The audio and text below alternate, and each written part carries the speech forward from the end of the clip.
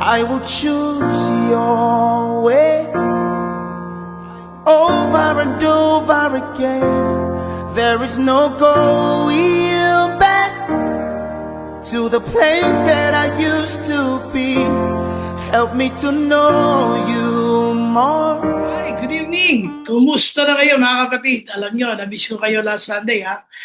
I'm really sorry, I wasn't really feeling well last Sunday. Grabe yung ubo ko.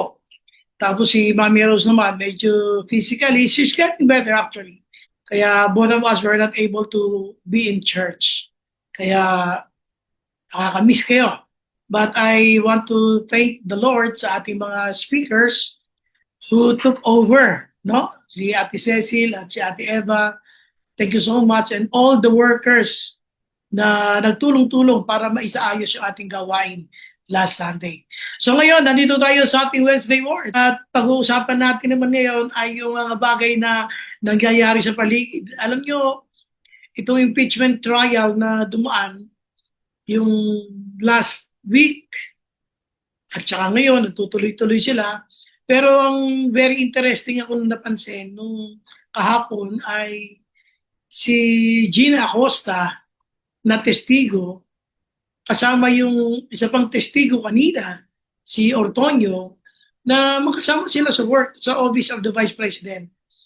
Ang napansin ko lang doon ay lahat ng tanong ng mga senator judges ay hindi nila sila mapiga ng gusto sapagkat alam nila ang sagot nila. Ano ba yung sagot nila?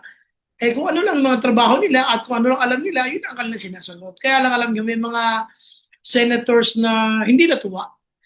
Ang tawag ni Tito Soto doon sa mga sagot ni Gina Acosta ay template. Sabihin, pareho lang.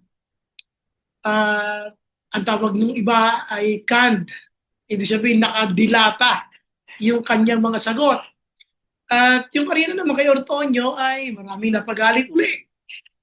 Itong si Ortonio at sabi sa kanya, sabi nga ni Tulfo, masyado ka nagtatanga-tangahan. Pangit, ano? Sakit sa tingin tenga. Kaya inalis yun doon sa recorded na hearing kanina.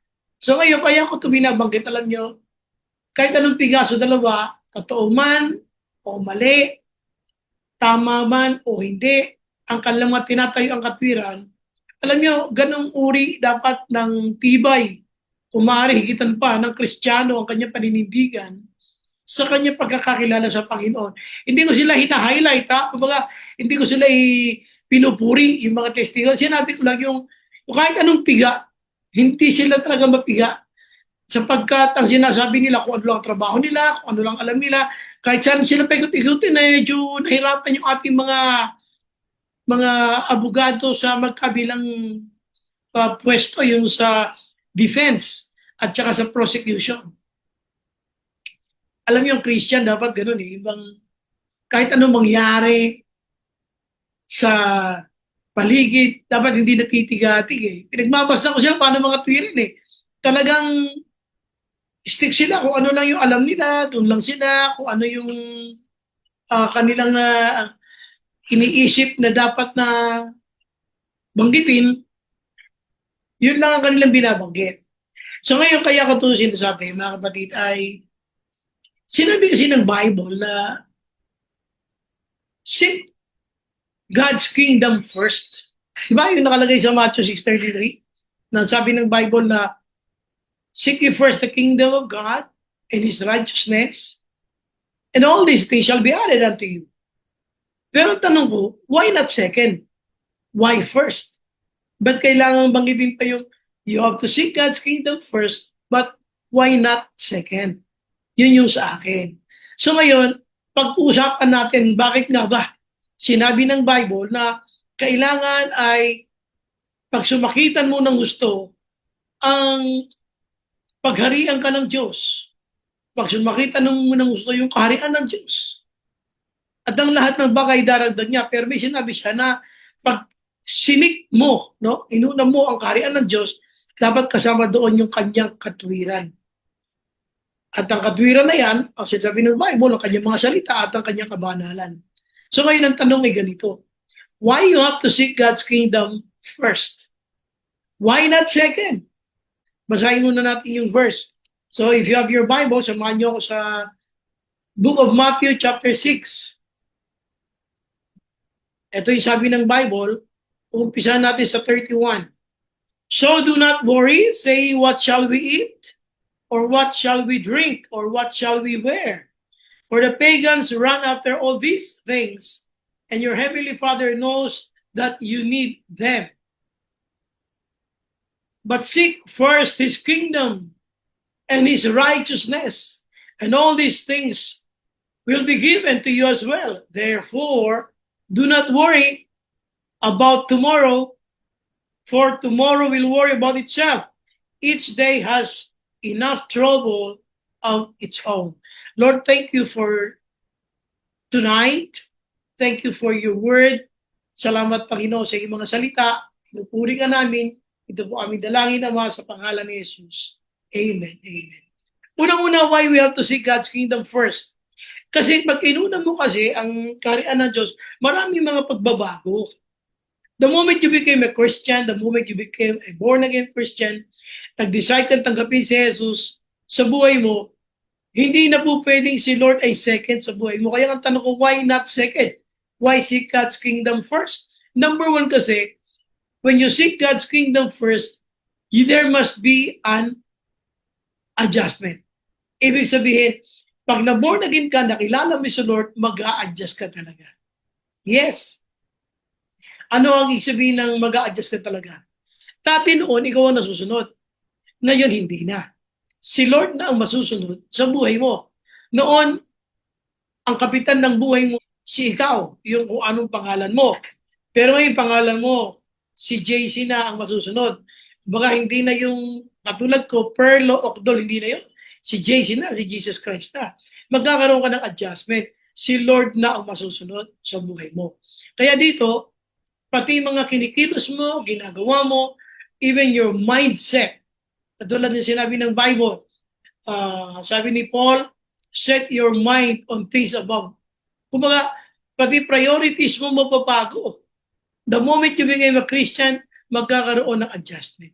Ano ang adjustment? Even your mindset, mababago na. Noon, gusto mo ang nasusunod. Ngayon, hindi na. Kaya ang hirap nito, marami Christian na gustong sumunod sa Panginoon, pero sarili sinusunod. Hindi man mangyayari yun. Kasi pag born again ka na, mag-a-adjust ka talaga, hindi na ikaw masusunod. Eh ngayon, maraming Christian, gusto nila ng kaligtasan, gusto na nila ng buhay na sa kalangitan, pero ang gusto nila, sila pa rin nasusunod. Eh, hindi po pwede yun. Ulitin ko, hindi pwede yun. Mag-adjust ka. Kailangan dito ay, oo, si Lord ang ating Panginoon, at tinanggap mo siya sa puso mo bilang Panginoon at sariling mapagligtas. Siya yung hari ng buhay mo. So kung siya yung hari, siya masusunod. Mag-a-adjust ka talaga. Kaya lang ayaw natin mag-adjust. Diba? Ayaw natin mag-adjust. That makes it hard for us to obey God because you have to surrender everything. Mag-a-adjust ka. The way you think, the way you plan on things, the way you decide on things, the way you do things. Adjusted yan. Ito ba kalooban ng Diyos? Ito ba gusto ng Diyos? Ito ba plano ng Diyos? Ito ba ang nakalulugod sa Diyos? Ang dami mong iisipin. Please understand that you have to make an adjustment. So, hindi yung diskarte mo, hindi yung plano mo, hindi yung nais mo ang masusunod. So, magkakaroon ng adjustment. So, tanong kita, what makes it hard for you to follow Jesus? What makes it hard for you to obey God? Alam niyo kung ba't lang ka lang naman nahihirapan? Doon sa adjustment. Gusto mo, biyaheng kalangitan ka, pero galaw ng kamunduhan. Ganon ang gusto mo eh. Hindi po pwede. You have to make an adjustment. Kailangan, kung gusto ko ng biyaheng kalangitan, dapat gawing pangkalangitan. Mga kilos pangkalangitan. Pag hindi mo ginawa yun, ay hindi mo naiintindihan na sinasabi ng Bible, unahin mo ko. Pag inuna mo si Lord, inuna mo yung kanyang kaharian, iisipin mo, dapat hindi lang yung mga pagdedesisyon mo, araw-araw babaguhin mo, pati yung pag-iisip mo, dapat kingdom living ka na, kingdom mindset ka. Ano ba yung kingdom mindset? Ito yung mga bagay na ang iniisip ay mga bagay na nagbibigay ng kaluburan sa ating Panginoon. So, adjustment. At pangalawa na gusto kong maintindihan mo na the moment na mag-decide ka na, okay, Lord, susunod ako sa iyo, pagpapasan ako ng krus, at ikaw ang priority ko, pangalawa na mangyayari, hindi lang yung adjustment, kundi yung tinatawag na alignment. Ayun. I-align mo ngayon yung buhay mo sa Kanya. Hindi po pwede na tayo bilang mga Kristiyanong nagsasabi, magkaiba ang galaw natin sa utos ng Diyos. Ito yung sinasabi ko kanina, grabe, ang tibay ng dalawang witness, yung kanina nga, si Ortonio, at saka kahapon, si Gina Acosta. Pinanonood ko sila. So doon lang napagalit nila ang mga senator judges. Kasi ang kanilang tayo, kung ano yung alam lang nila, yun lang sila. Kahapon nga ay mismong si Attorney Ligutan na nagsalita. Sabi niya, hindi ba required, sabi niya, sa isang opisyal na katulad mo, sabi niya kay Gina Acosta, sabi niya ng isang araw na hindi ba required sa isang katulad mong posisyon na dapat may common sense? Oo, ang sakit mo na. Ang sakit nung binitawan niya yun. Kaya doon sabi niya, Acosta, may utak mo ako. May utak mo ako. Sabi niya. Ang sinasabi ko lang dito, ulitin ko, hindi ko sila hina-highlight na parang tama sila. Ang sinasabi ko lang yung paninindigan nila sa kung ano yung alam nilang tama, doon lang sila. Alam niyo, dapat ang Christian ganun din. Yung alam mong tama ang salita ng Diyos, sinusunod mo siya, dapat kahit anong batikos ng kaliwat kanan mga bumabatikos sa ating pagkakristyano, dapat hindi tayo bumibigay. Hindi tayo nagpapa-apekto. Kaya nga na sabi ko kanina na ang tibay nila. Ang Christian dapat matibay. Dapat hindi dahil madami ang gumagawa ng maling ito, gagawin mo na din. Dapat nananatiling malinaw sa isipan natin ng ating piniplis dito, hindi tao, kundi yung ang ating Panginoon. Kaya dapat mayroong alignment, nakalinya tayo. Anong sabi niya sa alignment? Halimbawa, sabi ni Peter, kung paano ang Diyos ay banal, dapat din kayo magpakabanal. So, dapat naka-align ka doon. Kung paano ang Diyos ay banal, dapat ako din banal.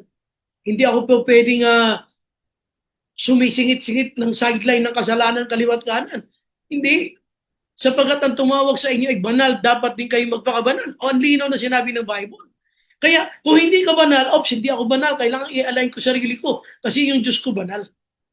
Marami ang masisipag sa church, pero hindi banal. Marami ang masisipag sa cell group, pero hindi banal. Sabi ni Lord, yung kabanalan na baka importante. You have to seek God, yes. You have to be kingdom mindset, yes. But you have to live a righteous life. Kaya nga sabi niya, but seek first His kingdom and His righteousness. Kabanalan, katuwiran. Marami ang kingdom seekers na sinasabi ko dati pa, pero they are not living a righteous life. Kumusta ka? Tonight, God is telling you na, anak, I like the way you serve me, but you're lacking of holiness. Kulang ka sa kabanalan. Gusto ko yung paraan ng paglilingkod mo sa akin, pero anak, kulang ka ng kabanalan. Kaya sinasabi dito ng Bible ay, we have to be holy. Iyon yung sinasabi natin, alignment. Ano pa? Mga kingdom principles. Kailangan, ang sabi ng Bible, isoli ko kay Lord, dapat ko isoli. Ibigay ko yung kay Lord, yung dapat ko ibigay. Isoli mo yun. Kasi God is generous. He even gave His very own life. Kaisa-isa niyang anak, binigay niya sa atin. Dapat, pag si Lord may hinihingi sa atin, huwag tayo maghihinayang. Ibinibigay din natin dapat sa Diyos, yung dapat na binibigay natin para sa Kanya. Bakit? Kasi dapat naka-align tayo. If my God is a generous God, then I am a child of God, should be generous also. Dapat ganun din. If my God is an understanding God, I myself should be understanding. If my God is a merciful God, then I should be merciful. Dapat yung apelyido na yan ng tatay mo, yan din ang apelyido mo. Sasabihin mo, anak ka niya, kaiba naman kayo ng apelido. So, sasabihin mo na ang iyong Diyos ay matuwid, eh dapat ang anak niya matuwid din. Pero siyempre, it takes maturity para mangyari yun. Kailangan natin mag-mature. Kaya nga, hindi mo pwedeng ihiwalay yung salita ng Diyos sa iyong buhay.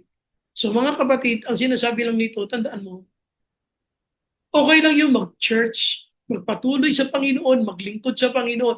Tama lahat yun. Pero tiyakin mo na naka-align ka, na ito yung pinagagawa ng Diyos. Hindi yung iniiba natin ang paliwanag. Kasi ang mga panahon ngayon magkaiba na yung paliwanag ng mga salita noon at salita ngayon. Halimbawa, katulad ng noon, pagka halimbawa ang isang nanay na malengke, sasabihin yan, o anak, linisan mo nga itong mga paa ng manok. Linisan mo nga itong mga paa ng manok. Sabi niya, ayusin mo nga itong mga paa ng manok. Sabi niya. So iniisip no, ilinisin mo yung mga paa ng manok, siguro mag-adobo kayo ng paa ng manok, masarap yun. Pag ngayon mo yung sinabi at hindi mo nilinaw yan, may mga Gen Z o ibang henerasyon na hindi naintindihan yung ayusan mo nga itong mga paa ng manok. Abay, yung isang nanay na namili ng paa ng manok, pagtingin niya sa kusina, abay, mga naka-cutex lang. Inayusan nga yung mga paa ng manok at talaga naman, yung mga kuko ng manok mga kulay pink yung kanyang mga cutex na ipinahid. Inayusan nga.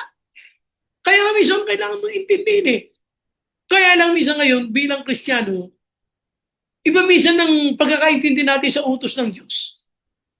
Mga kapatid, yung adjustment, automatic yun. Kaya sabi ng Bible, do not conform, sabi ni Paul, do not conform to the pattern of this world. Huwag kayong gumaya o umayo sa takbo ng mundong ito. Kasi nga, ikaw ay biyahing langit na. Born again ka na. Kailangan mag-adjust. See? Huwag ka nang umayo sa takbo ng mundong ito. Hindi ito yung mundo mo.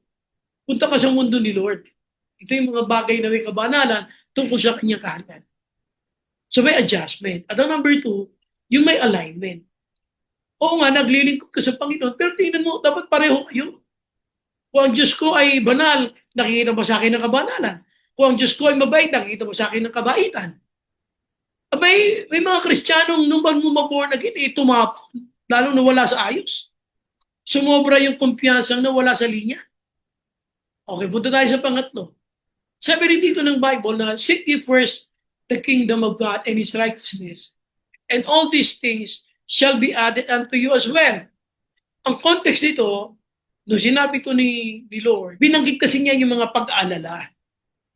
Sabi niya, so do not worry about tomorrow. Sabi niya, kung anong dadamitin mo, kung anong iyong iinumin.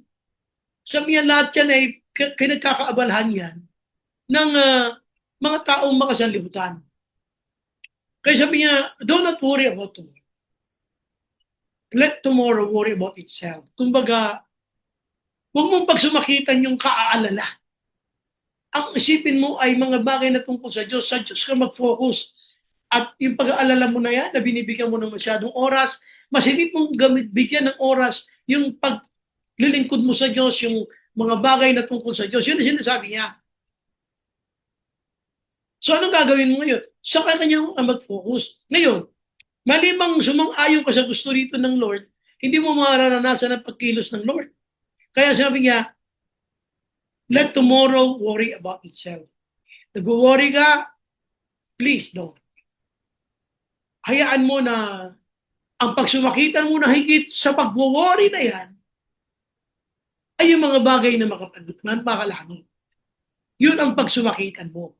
Yun mga bagay na yun ang bigyan mo ng prioridad. Hayaan mo ang pag-alala, sabi niya, ay mag-alala sa kanyang sarili. Pero ikaw, na anak ng Diyos, dapat ang iyong iniisip na yun ay mga bagay na tungkol sa Diyos. So ngayon, mararanasan mo yung pagdadagdag ng Diyos na pag inuna mo siya at ang kanyang karyan at ang kanyang kabanalan at idadagdag ng Diyos ang lahat ng bagay yan. Kailan mangyayari yun? Kapag sumang-ayon ka na gawin yung yung tatawag natin adjustment, yung ginagawa mo yung alignment. Pag sumang-ayon ka dyan, mararanasan mo yun. So ano yung pangatlo? Yung agreement. Dapat may agreement ka with God. Ano yung agreement? Tingnan natin na. Basahin natin yung sabi ng Bible, 31. So do not worry saying what shall we eat or what shall we drink or what shall we wear. Do not worry about those, sabi niya.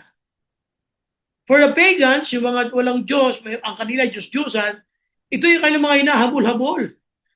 Pero ang inyong Heavenly Father and your Heavenly Father knows that you need them. Alam ng Ama mo na kailangan mo yun, kaya wag mong pagsumakitan na hangkit yun. Ang pagsumakitan mo, paano mo siya lubos sa paglilingkuran. Ngayon, ayaw mo sumang-ayon dyan, patuloy kang magbubuhay na katulad ng isang pagan. Kasi sabi niya, sumang-ayon ka dyan, at ang lahat ng bagay ay idaragdag niya sa iyo. Yun yung tinatawag na agreement. So kapatid, kumusta ka ngayon? Minsan sumasang-ayon tayo sa bulong ng kaaway na magduda sa Diyos. Wala namang mangyayari niya sa pag-attend mo na yan. Hanggang ngayon, wala ka pa rin pambayad sa Meralco. See? Sometimes, no? Sometimes, we believe that. Sometimes, we believe with the enemy's lies. Wala akong pambayad. Atin ka na naman sa linggo. Wala pa nga kayong sure na makakain eh. Aalis ka na naman. See? Kung minsan the enemy is giving us all doubts for us to agree with Him, tapos iiwanan natin ng Diyos at ang mga gawain tungkol sa Diyos. So mga kapatid, sinasabi ko lang ganito. No? The moment you became a Christian, you have to make an adjustment in terms of your faith. Number two, you have to make an alignment. Am I aligned to God's kingdom? And number three, you have to make an agreement with God. Sabi ni Lord ito, you have to agree with God. So para maranasan mo yan, you have to believe it by faith and take action on it. Hayaan mo na ang Diyos ang magpatunay sa iyo sa magitan ng pagsang-ayon mo na sumunod sa nais niya at mararanasan mo ang pagpapala niya. So ano conclusion natin dito sa mensaheng ito? Tandaan nyo, if you make God's kingdom first, not second, if you seek God's kingdom first, and become your priority, hindi mo siya binaliwala, ginawa mo talaga siya siyang prioridad. When you seek God's kingdom first, God will not make you His last. Okay? Ulitin ko ha. If you will make God's kingdom your first, God will not make you His last. Magandang gabi sa lahat mga kapatid. Welcome sa... There is no going back to the place that I used to be. Help me to know you more, more.